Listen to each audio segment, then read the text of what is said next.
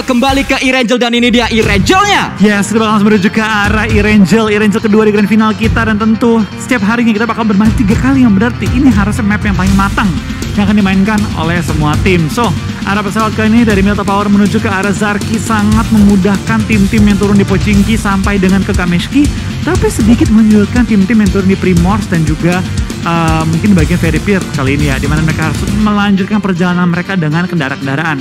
Mungkin tim-tim seperti LVS dan juga, LVS kayaknya bakal shelter sih kalau kayak gini ya. Mungkin lebih tepatnya Takai dan juga dari tim GD mungkin akan bertemu.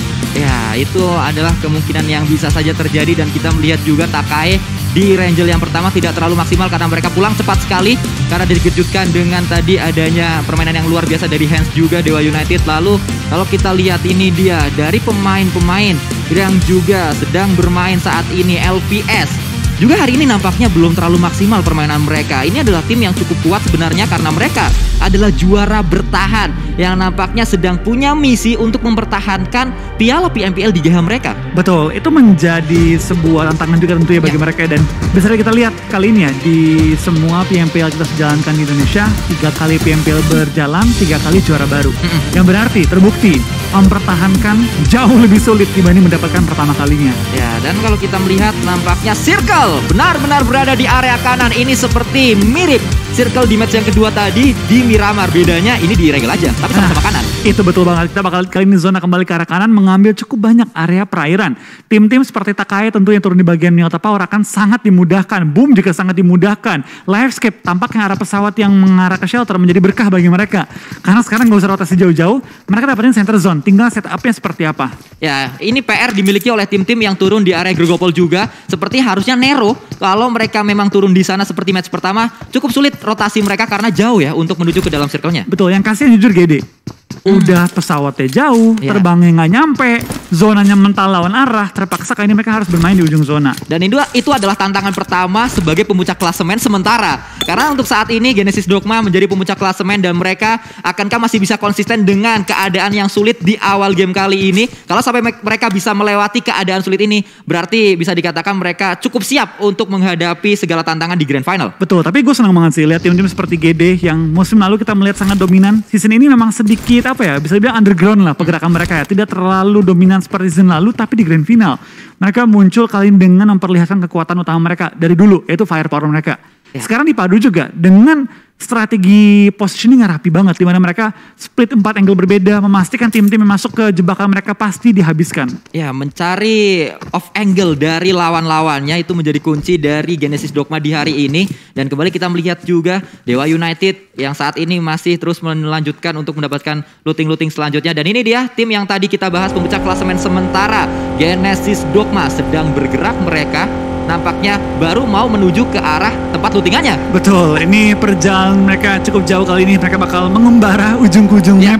Tapi baik lagi, GD memang bukan tim yang suka banget main di tengah-tengah circle. Mereka lebih di pinggir circle dan gue rasa dengan kalau mereka bisa nge-timingin ya rotasi mereka dengan baik dan benar, harusnya cukup sih waktunya. Betul. Mungkin yang agak mengerikan itu cuma kalau mereka masuk ke ujung zona dan ada tim-tim seperti let's say SG, Victim, Livescape yang masih nahan ujung zonanya. Ya, kalau sampai ditunggu oleh tim lain sudah ada palang pintunya untuk masuk ke dalam circle-nya, pasti itu akan menyulitkan untuk pemain-pemain dari Genesis Dogma. Karena saat semuanya sudah mulai melakukan rotasi, saat semuanya sudah mulai mendapatkan lootingan-lootingan, mereka baru OTW menuju tempat lootingannya. Dan ini adalah data atau statistik yang dimiliki oleh Yuhai, pemain terbaru dari Red Alliance. Betul, dimana kita melihat sekarang total elim dia ada 68, total damage 15.109 dan juga longest distance dia 262 meter. Pemain terbaru dari tim BTR kali ini dengan statistik tambahan ada 16 headshot, 6.965 total healing dan juga 14,4 team contribution.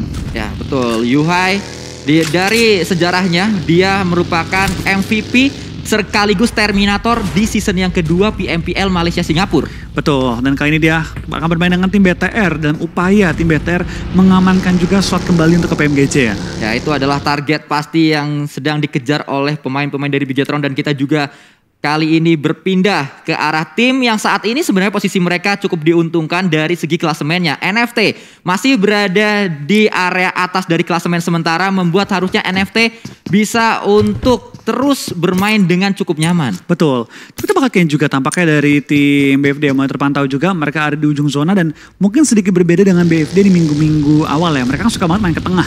Sekarang mereka nggak terburu-buru. Mereka lebih bermain santai dan mungkin lebih bakal positioning zona ketiga. Kalau sebelum-sebelumnya mungkin entah mereka terburu-buru, entah mereka terpressure, zona kayak game di minggu ketiga, zona awal ke tengah langsung. Yeah. Nah itu membuat tim BFD mungkin ya akan sedikit sulit bergerak kalau mereka terjepit dari banyak angle. Tapi sekarang BFD terlihat jauh lebih sabar, terlihat jauh lebih pede juga mainnya, dan itu yang gue senengin dari grand final seperti ini. Tim-tim yang mungkin sedikit kepreset di minggu-minggu akhir bisa kembali mereset gameplay mereka dan ya bermain terbaik di grand final. Ya, mereka nampaknya sudah belajar dari pengalaman, sudah belajar dari regular season 3 minggu yang sudah mereka lalui. Dan kembali kita lihat kali ini pemandangan yang sering kita lihat di Erangel juga. Berapa kali Voin bertemu dengan Bigetron dan kembali bertemu di menit yang ke-5. Betul, kita bakal lihat tampaknya dari kedua tim yang memang turunnya bersebelahan.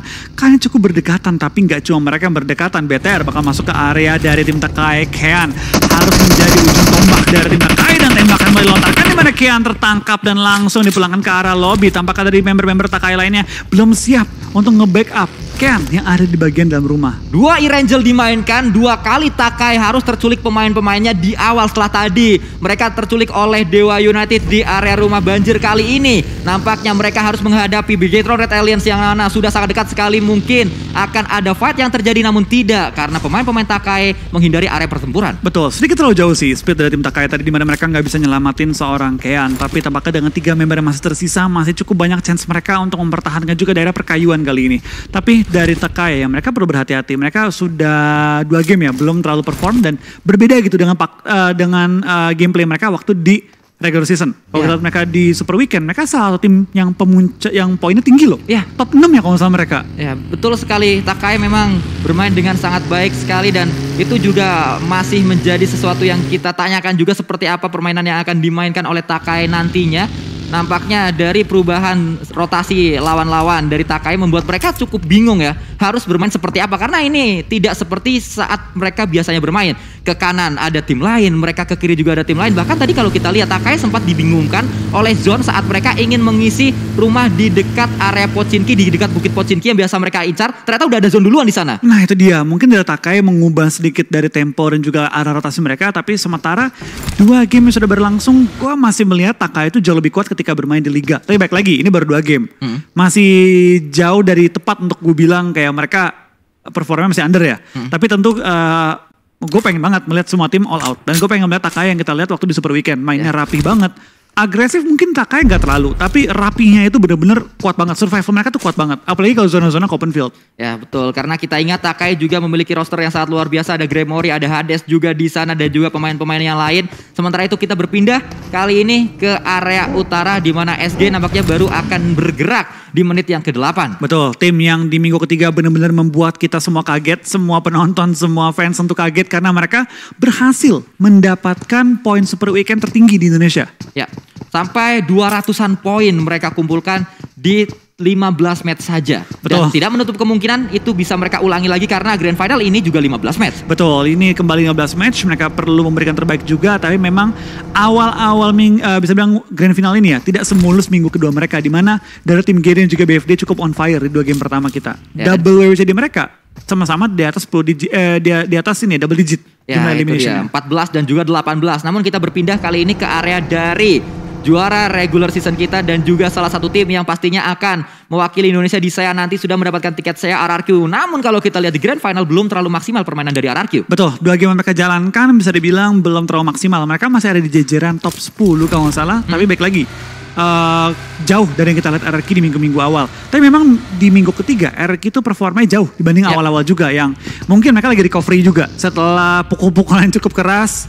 Sekarang mereka di Grand Final dengan start lagi dari nol ya, harus kembali membuktikan bahwa mereka tuh layak disebut sebagai juara liga. Ya, dan kembali kita melihat kali ini Circle sudah menutup nampaknya menuju ke area kanan lagi. Dan agak ke bawah sebenarnya membuat tim-tim yang berada di utara seperti Victim juga harus segera bergerak. Lalu kita memantau juga yang baru masuk ke dalam circle dari arah utara adalah Aura. Di belakang Aura ada SG yang juga sedang bergerak. Betul, Nero tampaknya untuk di grand final bermain dengan tempo lebih lambat ketimbang biasanya.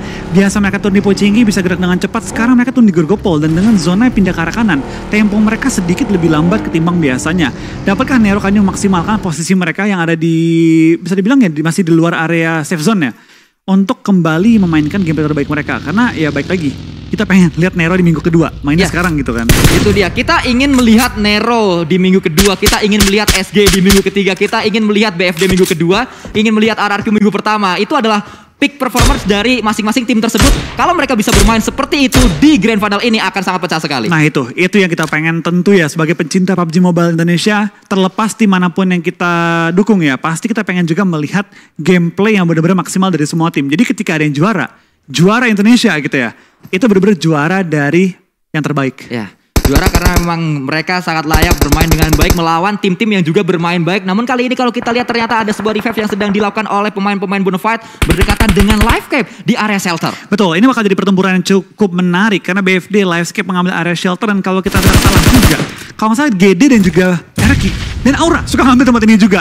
Yang mungkin bakal jadi benar-benar battle royale yang seru banget kita tonton. Tapi tampaknya dari Aura kembali menok seorang Ucup. Kali ini Nox juga akan sedikit sulit menyelamatkan Ucup ya. Kali ini langsung di-secure poinnya juga oleh seorang No Mercy. Aura melihat bahwa mereka mau maju daripada ketembak dari belakang, langsung maju ke juga di season one-on-one situation dengan seorang Tuyul, tapi dimenangkan oleh Tuyul. One-on-one situationnya. Season dalam posisi knockout, BFD tinggal 2 player mereka harus benar-benar menentukan arah fight mereka. Karena sekarang dari BFD tinggal 2, Aura tinggal 3. Livescape yang bisa mengambil keuntungan terbesar dengan meng-clear 2 tim ini. Andaikan mereka mau keluar dari pertahanannya. Ya, namun ada seorang bots juga yang masih bertahan di area bawah, mungkin akan coba di-push, namun Mort juga join the fight kali ini. Satu pemain dari Aura, Jaden harus tumbang di sana karena RRQ juga ingin melakukan tembakan-tembakan ke area ini. Betul, tampaknya RRQ bakal join the fight juga, tapi nggak mau secara langsung tembak-tembakan dengan tim-tim yang lagi clash. Mereka tahu bahwa ini area yang memang cukup diperebutkan sehingga mereka mengambil rumah di bagian bawah dari cekungannya. Membuat Aura sekarang pilihannya adalah mau nggak mau maju.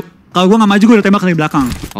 Cukup sulit nampaknya keadaan untuk pemain-pemain Aura. Ada sebuah utility yang juga dilemparkan, nampaknya smoke tadi untuk menutup vision dari pemain-pemain Bonafide, mengunci Bonafide untuk berada di area bawah dari shelternya. Sementara itu RRQ masih terus memberikan pressure ke arah Aura, yang mana Aura seperti yang tadi Bang Flo katakan harus menghindari tembakan-tembakan dari RRQ juga, dan mereka juga harus menghindari tembakan dari Livescape. Betul, baru diomongin Jaxi sudah terkena tembakan lagi kali Nerpeko yang menyumbangkan Jaxi, tapi tampaknya sedikit sulit untuk di end. Tapi baik lagi ini membuat tim Aura sekarang mau gak mau mengirim No Mercy ke arah kiri, meninggalkan Jaden seorang diri yang tadi barusan kenok di revive. Sekarang No Mercy harus pindah lagi nge-revive lagi Jaxi, dan ini membuat Aura temponya akan sedikit diperlambat, sekaligus dari bisa utility mereka, armor helm mereka terkikis juga pelan-pelan. Ya, cukup sibuk nampaknya No Mercy untuk menyelamatkan rekan-rekannya di match kali ini, karena harus ke kiri, harus ke kanan juga untuk menyelamatkan 2 pemain dari Aura yang terkena tembakan-tembakan dari RRQ dari area belakang. Namun kita ingat juga di depan dari Aura itu ada Livescape yang siap juga untuk melakukan tembakan ke arah mereka. Bonafide yang cukup nyaman berada di arah bawah. Betul, mungkin posisi dari tim Aura kendaraan mereka dipecahkan sehingga mereka masih punya chance untuk melakukan rotasi. Tapi ternyata ngomong-ngomong rotasi, tampaknya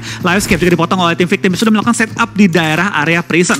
Masih jauh dari area zona, tapi tampaknya dari Victim mau bermain lebih sabar, tidak terburu-buru bergerak ke arah zona. Dinosaur terkena juga headshot, kendaraan yang mulai berasap, dan sekarang Dinosaur harus terpaksa turun dari kendaraannya dalam kondisi yang cukup sekarat. DU kehilangan 2 member mereka juga untuk sementara waktu, belum bisa di revive. Dinosaur juga dalam posisi cukup sulit dan memasuki zona ketiga. Cukup banyak tim yang mulai kehilangan member-member mereka. Ya, karena memang circle-nya berada di area kanan, semuanya akan langsung menuju ke dalam circle-nya, dan ini area yang cukup terbuka juga. Audrey berada di area ini sangat dekat dengan satu pemain dari RRQ, namun dia terpleset. Sayang sekali kehilangan momentum untuk melakukan tembakan langsung menuju ke arah pemain-pemain RRQ yang tadi sangat dekat sekali sedang melakukan revive juga. Kali ini Atok sudah melakukan tembakan, maksud saya kenapa tiba-tiba revive, dan juga melihat kembali ada sebuah kendaraan yang dilakukan ngacir pemain-pemain RRQ. Betul, tampaknya dari tim Livescape ada di tengah-tengah lapangan dan membuka vision ke banyak arah. Tapi baik lagi dari tim-tim sedang fokus rotasi sehingga Livescape kalau mereka nggak bergerak dengan cepat, mungkin posisi mereka dapat dipotong oleh tim-tim lain terlebih dahulu. Tapi kita sekarang lihat nampaknya dari Mort menemukan kembali seorang Jaden, seperti dari Mort tertumbangkan juga menyisakan kondisi 3 lawan 3, tapi Mort di balik pohon harus berhati-hati jangan sampai di knock. Jaxi tampaknya sedikit terlalu terbuka, membuatnya cukup keras kali ini dan termaksa,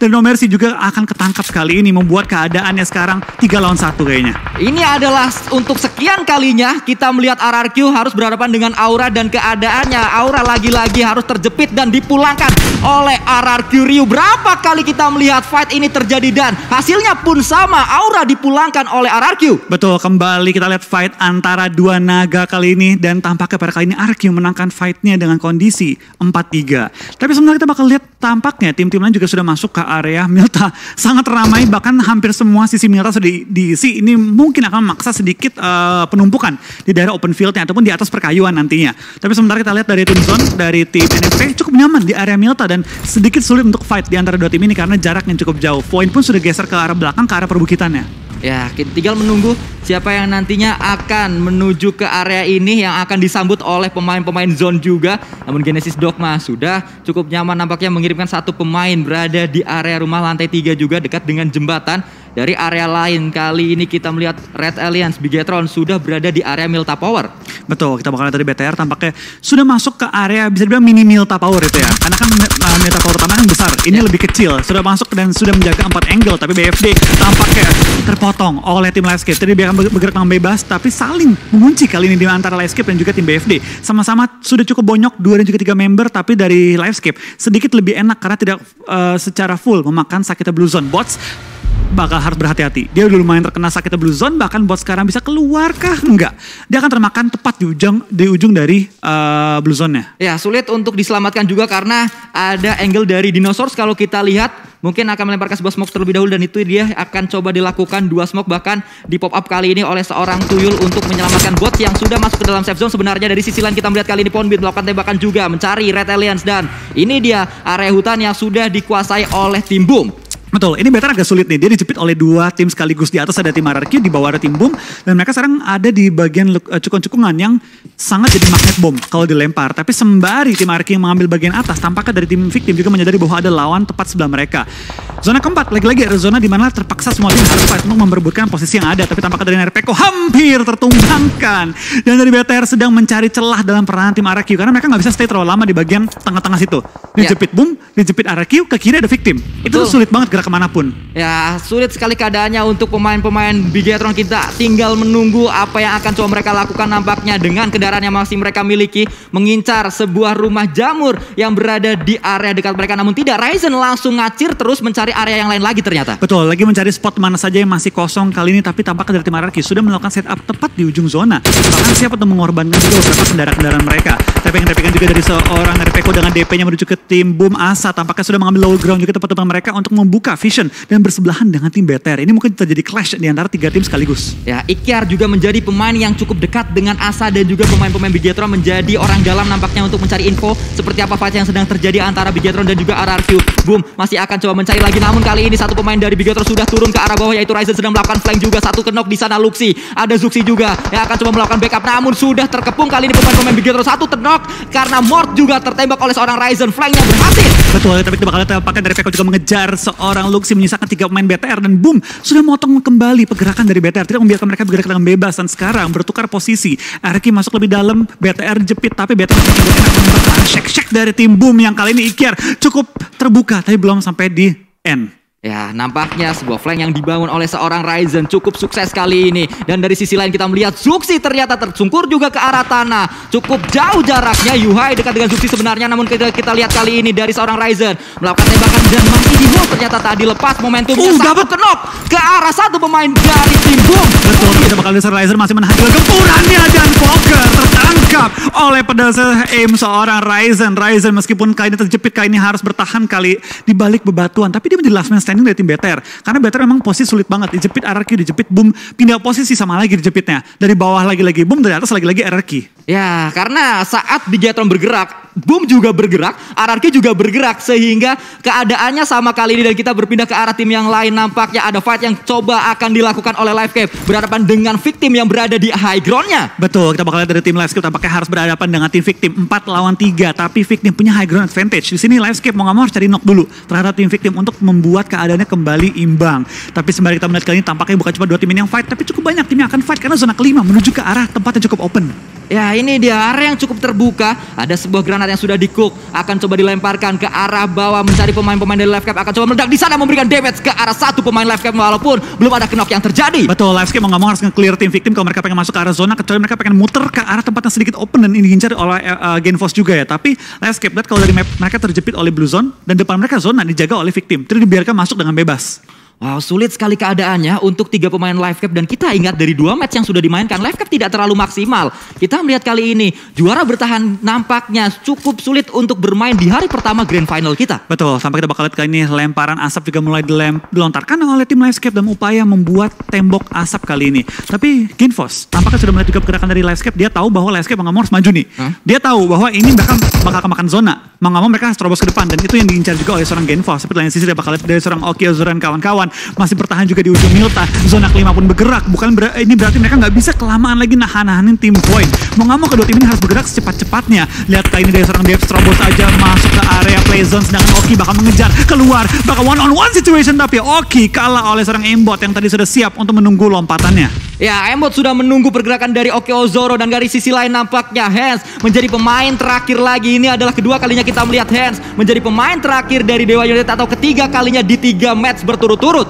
Betul, terima kasih aimbot apakah juga oleh seorang Hans spray down ke arah aimbot, tapi dari jauh Takai sudah siap untuk menyambut Hans yang keluar dari pertahanannya. Zona diincar oleh cukup banyak tim, tampaknya dari Point juga sudah ramai mengisi area bebatuan. Cukup banyak tim berjatuhan dan tampaknya tim mulai berjatuhan juga. 12 tim tersisa, 40 masih live. Kita bakal lihat apakah yang bisa mengontrol area zona akhir ini. Ya, karena close combat juga akan dilakukan. Takai yang tadi bisa menumbangkan satu pemain terakhir dari Dewa United membuat pemain-pemain Point bisa bergerak, namun mereka masuk ke pertahanan dari Takai dan akan coba disambut dengan sebuah peluru-peluru panas dan juga sebuah masakan granat yang cukup matang. Betul, kita lihat kali ini ya dari tim NFT tampaknya cukup diincar oleh tim RRQ. Takai bakal lock dengan Point. BTR terjepit oleh cukup banyak tim. Ada AE juga di dalam mereka dan tampaknya dari BTR juga menumbangkan Swaffel bersama juga dengan tim RRQ mengambil Ramones kali ini.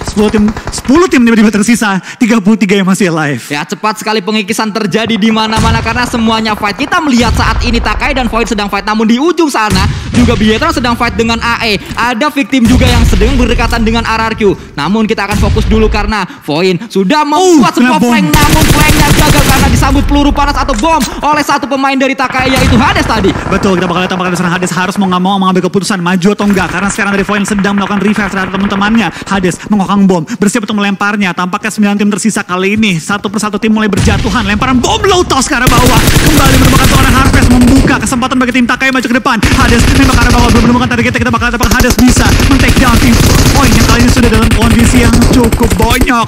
Last man standing. Tapi Takai juga knock out kali ini. Jump shoot dari Hades, one on one situation. 2 on 1 makan dan Takai yang tadi punya keunggulan sekarang ter-take down. Takai saat kita melihat tadi unggul, mereka bahkan tersisa satu pemain terakhir yaitu Harvest, namun tiba-tiba ternyata Takai harus dipulangkan. Bang Jamal makan gulai lu jual gua beli terjadi di area tersebut. Namun dari sisi lain kita melihat kali ini Skylight Gaming akan coba menantang RRQ disambut oleh seorang Asa dengan peluru yang sangat-sangat tajam sekali. Jersey akan coba naik ke arah atas, namun Asa sudah siap kembali dengan 30 peluru dengan barriernya. Juga dilakukan oleh seorang Asa rolling shoot kali ini, namun Asa ter-take down oleh seorang Jersey. Betul, Jersey tampaknya masih bisa menyelamatkan diri dia dengan menumbangkan 2 pemain dari tim RRQ sekaligus. Nerpeko juga tertangkap. Dan sekarang SG harus mau maju ke depan menghadapi tim RRQ yang sudah set up terlebih dahulu. SG masih lengkap dengan 4, dari AE juga lengkap dengan 4, tapi lihat dari Boom dan juga Zone sama-sama bonyok-bonyokan kali ini. Ya, Zone harus segera melakukan revive juga karena tersisa seorang FJ dan dia pun low. Akan coba melakukan revive, tidak ada smoke yang dibangun di sana karena smoke-nya tadi sudah habis. Namun dekat dengan pemain-pemain Zone sebenarnya ada Ken.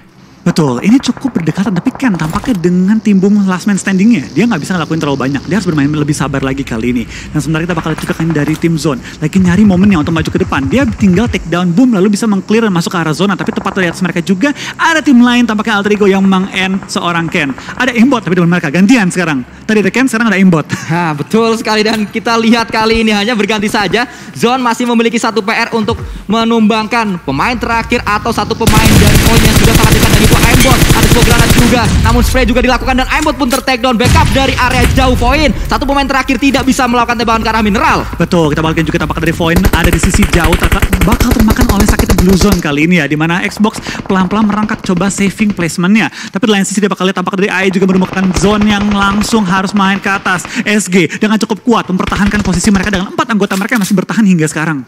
Ya, kita berpindah kembali kali ini ke arah pemain-pemain dari Victim. Tersisa 3 pemain saja dan Victim cukup nyaman sebenarnya karena mereka memiliki high ground, bisa melakukan tembakan dengan clear ke arah bawah. Betul, kita bakal tampaknya FG akan tertangkap oleh Renare yang akan mensecure poin tambahan bagi timnya. Zone mulai mengecil juga, ini berarti semua tim akan sangat-sangat berdempetan dan tengah-tengah zona ini open banget dan kendaraan akan pecah sehingga sangat kecil kemungkinan tim-tim akan masuk ke arah tengah duluan.